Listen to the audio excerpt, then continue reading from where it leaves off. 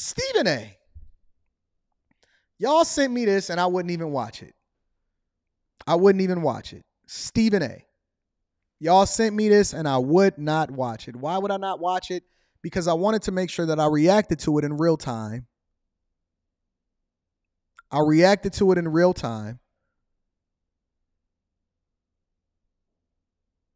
In order to be able to break this down. Because again, I believe, and I know that everybody got the speculation. We got the sports show that's going to be launching. I'm still not sure if I want to launch it on the platform that I've created for it yet. And I can't even say the name of the sports show. Thank you, Self-Made Forever. I'm going to be reading that super chat shortly because I'm reading super chats all throughout the show. But I want to break this down, right? Because I don't care what anybody says. Everybody keeps saying it was because they got into it. Shannon Sharpe hasn't said anything about it. Skip Bayless hasn't said anything about it. But they keep saying that they got into it. And that is the reason why the breakup is happening. I don't believe so. I believe that Shannon is a businessman first. Shannon is never going to fumble the bag. Shannon is more caught up on making sure that he can extract the most value for his brand and what it is that he's built.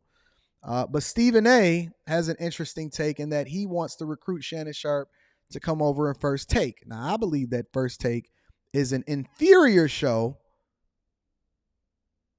Do a separate channel? Because I was just going to launch it. Well, we'll get into that in a minute. I am going to do a separate channel, but I was trying to figure out if I was going to launch it off of the Anton Daniels platform first. But we'll get into that later. Shannon Sharpe and Undisputed with Skip Bayless, in my opinion, was a superior show to First Take. Superior. It was Shannon and Skip. They were one of the best sports shows on the internet. Now we might have Cameron and Mace. But they were absolutely a better show than First Take. But Stephen A. Apparently is saying that Shannon Sharpe to go over to First Take. Let's see what it is that he has to say about this. Shannon Sharpe is leaving FS1. Hey, Mr. Hightower, if that be true, send that over to me so that we can break that down because I want to talk about that. Do I have an idea of what happened? I'm Stephen A. You damn right I do.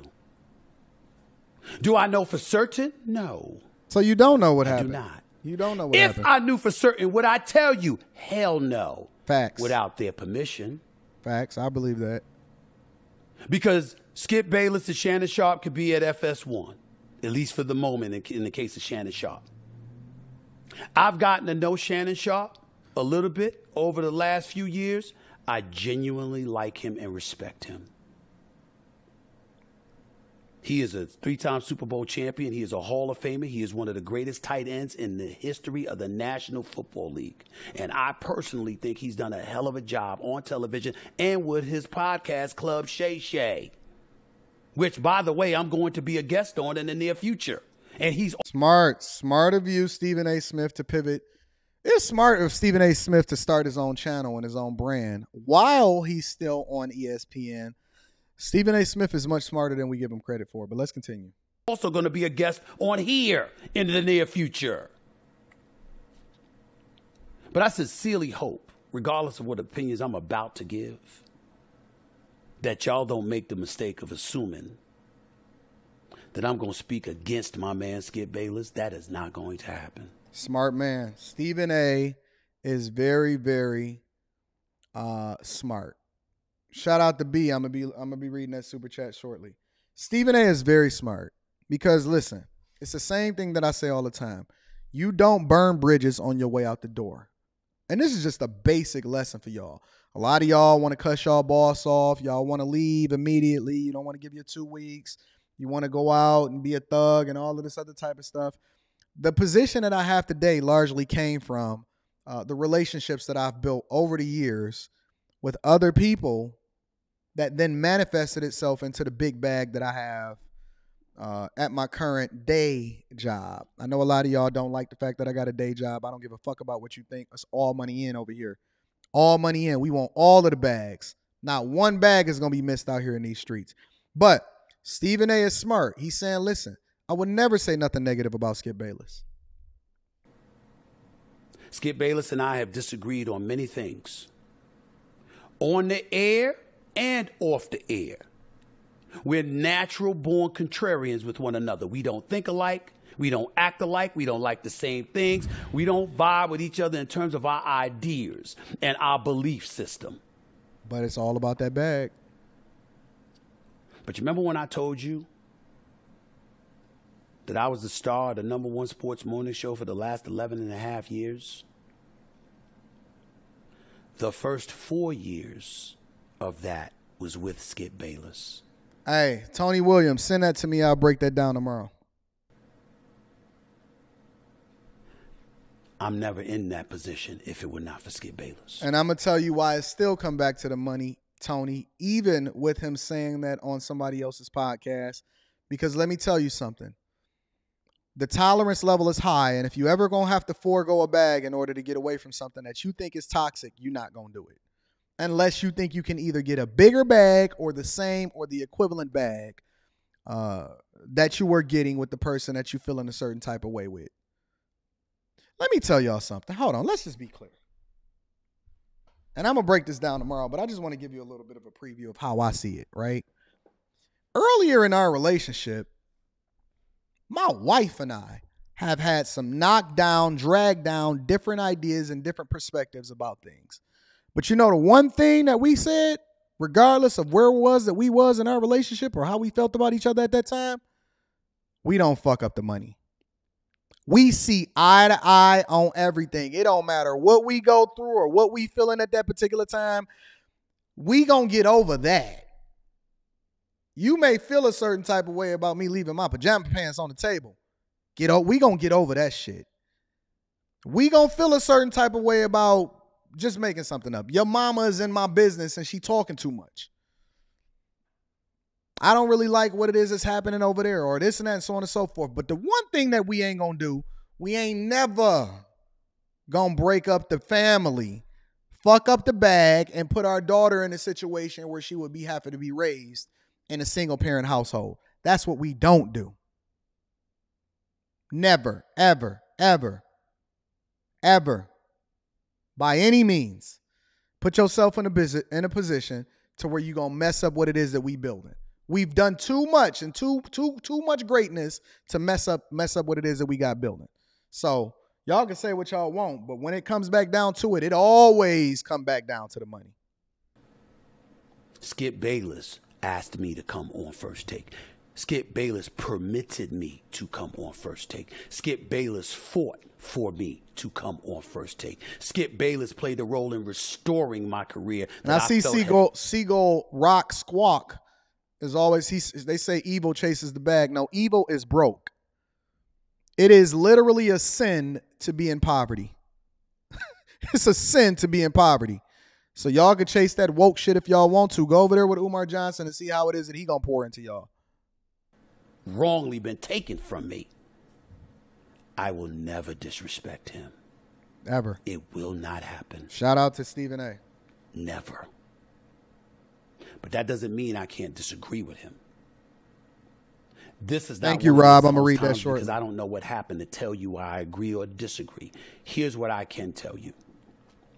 When news was announced that Shannon Sharpe had been bought out of FS1 and he would be leaving at the conclusion of the NBA Finals, there were two things that came to my mind. That's a big loss for the show Undisputed. I agree. Because Shannon matters. Let me go get my water. I'll be right back. And that I don't know what his plans are. I don't know what he's trying to pursue. I don't know what he's after. But if Shannon Sharpe needs me, I'm happy to be here for him. And if that included him wanting to come on First Take, the bosses at ESPN know that is something I would support. Not every day. But one of those days every week, yeah. And why do I say not every day? Because you need to understand something. I apologize for this to no one. I love me some Michael Irvin. That's my brother, the playmaker. And I understand he got himself embroiled in some situation, and I have no clue what's going to happen with that. That is above my pay grade. Whatever they discover, they discover. Remember, I get to hand pick who's on First Take once they're in-house for ESPN. Listen, I think that it would be a horrible idea. A horrible idea for Shannon Sharpe to appear on First Take.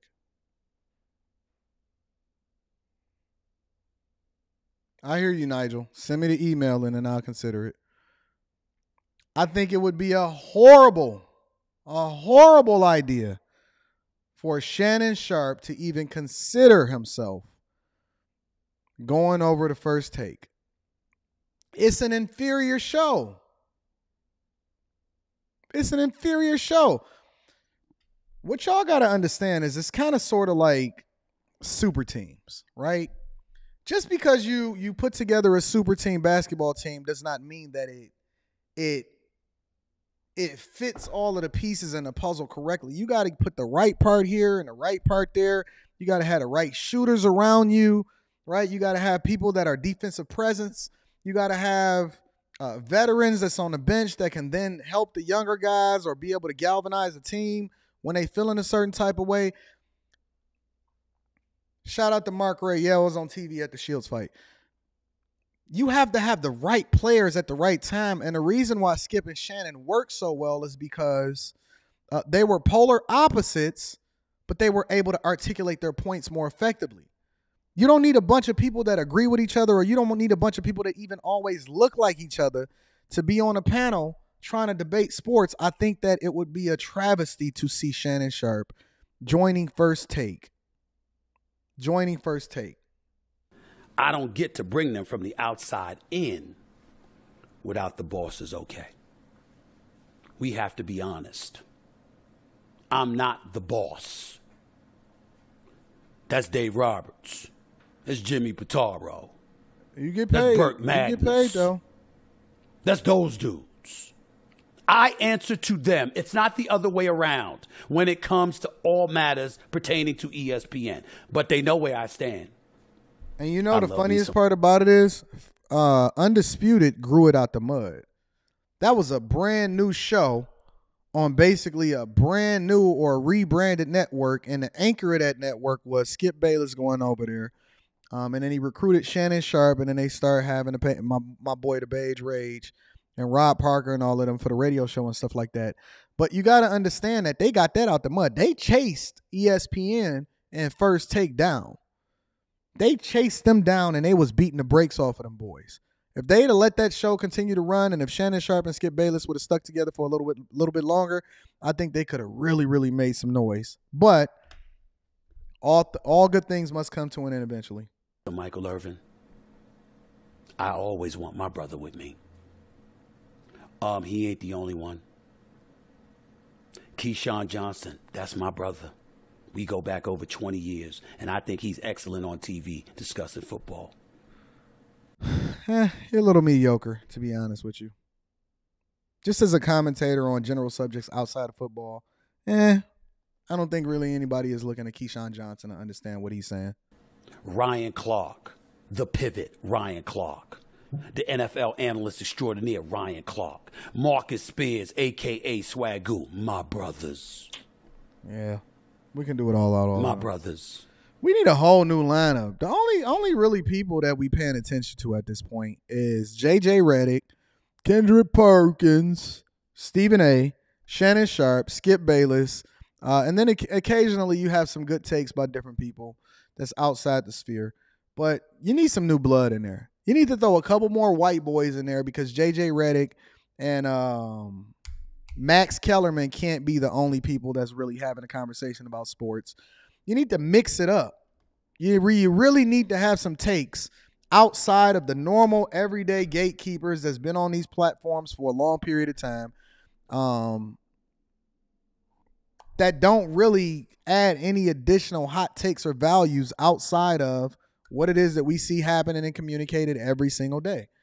I think we need some new blood. Y'all say Pat and the boys.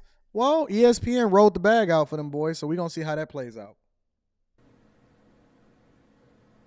And they ain't the only ones. Dominique Foxworth, Damian Woody. Chris Broussard is good. I like Chris Broussard. I got an A-list roster. I ain't even bring up Dan Orlovsky. I like Nick Wright, too. I do like Nick Wright. Great. I didn't even bring up Mina Combs. I didn't even bring up Jeff Saturday, who I hope returned. I missed Jeff Saturday on first take. I don't give a damn what happened with him in Indianapolis when he became a head coach. Took the job in the damn middle of the season. That's a different matter than being first take. Being on first take, hell no. Shannon and Skip was the best. That was the best thing to happen to sports as far as talk shows. To be clear,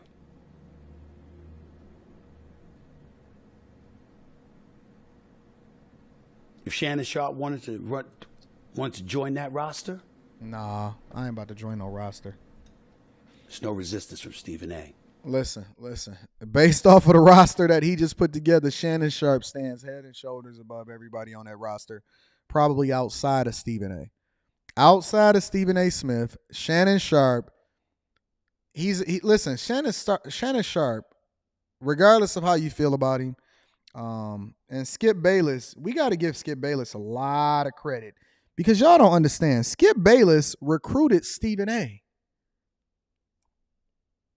Skip Bayless was the person that recruited. A lot of y'all really don't get it. Skip is going to be fine. He the one that recruited Stephen A. And then he the one that gave Shannon Sharpe the alley-oop. So both of the dudes that's largely leading the way as far as the voices of sports today, as far as commentary, Skip Bayless was at the forefront of both of those things. Now Shannon Sharpe has now evolved into a superstar.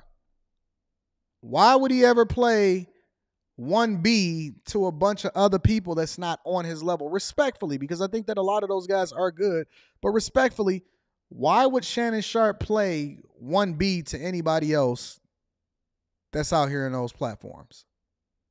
Stop it, bro. I got love for Shannon Sharpe. I respect the hell out of him. And there's no doubt the man knows his football. But I ain't looking for anybody every day because I got a whole host of contributors that I don't ever want to let go of.